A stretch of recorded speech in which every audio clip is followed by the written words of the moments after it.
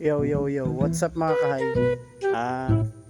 Namumroblema ako nagugutom yung aso namin.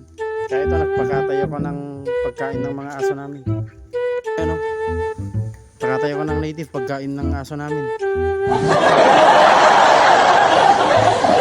A few moments later. So yun guys, nagluluto nga pala ako ng native na manok guys. Nag-request kasi yung aso namin guys eh.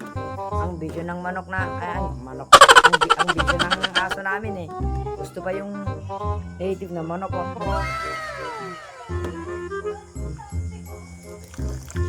Ito lang guys, checkman ko lang. Para pag kinain na ng aso namin eh, hindi na magre-reklamo. Tabeng pa. Guys, papakita sa inyo yung aso naming video guys. Guys, oh, ayan na yung guys. Aso namin oh. Mabisyo.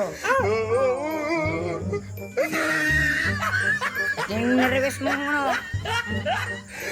Oh. Native na manok. Gutom na oh. Bahala tumawal paggabi ah. Tumawal ka pa.